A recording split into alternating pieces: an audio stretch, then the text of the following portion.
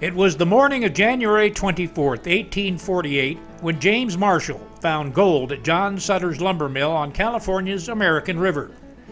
1 year later, in 1849, gold fever had infected the world, and more than 300,000 people came to California to find their fortunes.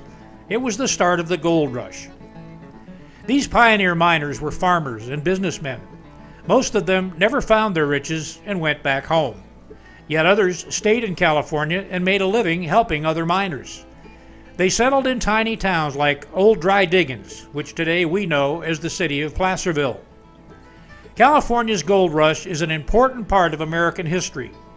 This program is about the gold miners and how they did their work. The vocabulary words and web pages will help you to learn more about the gold rush.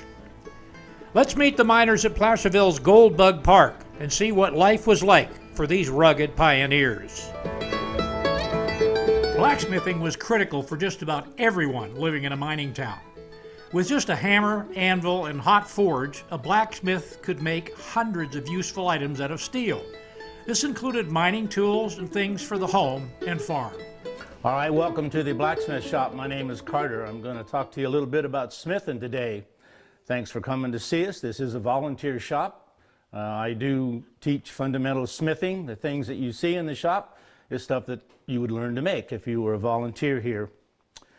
Now, talking about the smith and so on and so forth, let's go back to the time when the smith first showed up out here. And that's when gold was discovered back in 1848. Well, he, like most of them, didn't show up until 49. That's when the word had finally gotten around. Well, one of the things that happened when the smith got here, he wanted to get rich like everybody else, but did it happen? Most likely not. Well, that being the case, he was smart enough to bring along his hammer and his anvil. Now, he was ready to go to work because I know that in his mind, he's going to know that everybody out here is going to need his services. Everybody needs metal work, all the way from hinges for the cabin to trivets for the kitchen table. So it didn't matter. He's ready to take on that challenge and whatnot, but he had a couple of hurdles that he had to deal with, and one of those hurdles turned out to be the fuel that was available. Now, back east where he learned his trade, he was burning coal, bituminous coal.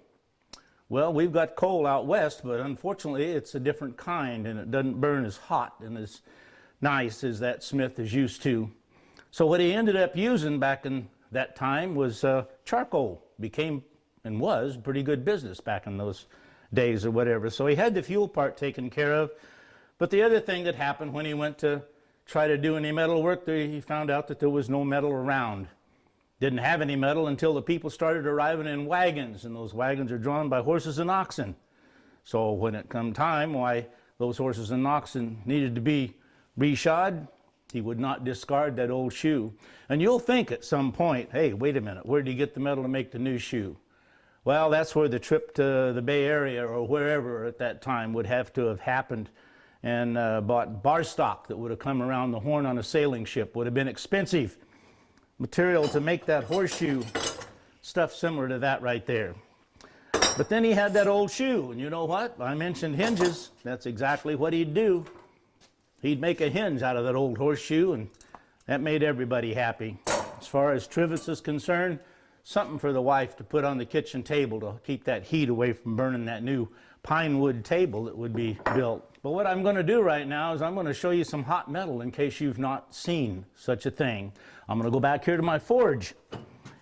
Now, this is the forge that I use on a daily basis in training, as well as stuff that I'm making also. This is a blower. It's a fan. This is something that replaced those bellows that they used to use back in the earlier part of smithing or whatever. Now, this is just an old piece of metal here, but I'm getting it heated up. I want to get that up to just about 1900 degrees. Now, you're going to wonder, how in the world do I know how hot that is? Well, that's because of the color. If you'll look at that, I'm going to make that just a little bit brighter than what it is right now. That's about 1800. So we're going to get it up. A little bit more air here, and what'll happen when I take that out, it's going to be sparkling just a little bit, kind of like those sparkles from way back when I was a kid that we would have during the 4th of July. Now, the hotter this metal gets, the more malleable it becomes.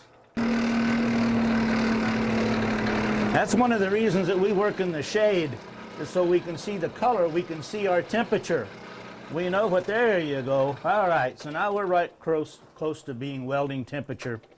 Now I'll show you what can happen here. You can put this in my anvil, and with one finger, I'm going to bend that down and make a hook. That's just how soft that material is. So now we've made a hook. Well, we're not going to leave it that way. So I'm going to straighten this guy out, because I'll end up using it all day, showing other youngsters and oldsters alike, whatever it is. Now, I can let this set, probably take about 15 minutes or so, and it'll get black, kind of like it is down here. But you know what? Still going to be about 2,000 degrees, so it's not touchable. Now, what I'm going to do is I'm going to quench this in water, get rid of that heat, and you can hear it sizzling down there. Boy, it's not wanting to take that cool water without making some noise. Now we get rid of the heat. Look at that, huh? Now this is actually cooler now than up here, and eventually that heat would travel. But when we go and make something, we always leave a stick on it. That way we don't have to, every time we do something, we don't have to use those tongs, okay? And by the way, Smith did a lot of things besides shoeing horses and so on. The other thing, you woke up 2 o'clock in the morning with a toothache, you go see the smith and he'd fix you right up.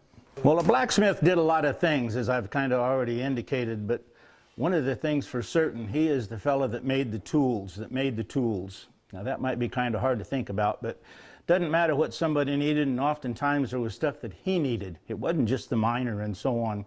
One of the things that did happen though, in the travels between Independence, Missouri, coming to the gold fields back in the early 1850s and all, it was about a 6-month trip if everything went smooth, but oftentimes that could work into 9 months. Well, when everybody would leave Independence, Missouri, they had been there for a month or two because they were waiting for the blacksmith to make all the nails that they were going to need to build a house. Well, that said, when they got on the wagons and they headed west and so on and so forth, trucking along, now you got 40 or 50 wagons, that's got to mean 40 or 50 families. Well, 6 to 9 months on the road, folks are going to meet up and decide they want to spend the rest of their life together. Well, that's kind of the way that worked, and you know what? The blacksmith was a very important part of that mission, keeping the wagons together, but also making something for that captain. Huh? That's what they called that guy that run that, the wagon master and all that. He had the authority to marry folks.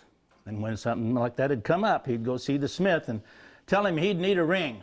Well, what that smith would do, he'd take a horseshoe nail.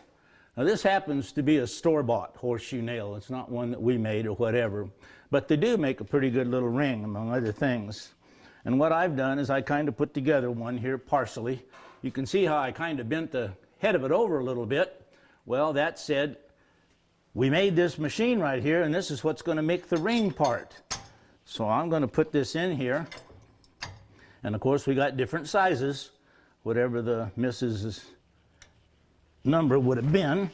So we'll just go ahead and get this guy put together here, because there'll be somebody out there, and he probably would make them a little bit ahead of time, knowing that that ceremony was going to come along. So now this one I kind of did a little work on to make it a little bit prettier than some of the regular ones would be or whatever, but in hopes that I'd get a good tip out of that kind of thing. So that's a story, and these are called prairie diamonds at that time. The other thing that you could make out of that little horseshoe nail, something the housewife needed, salt spoons.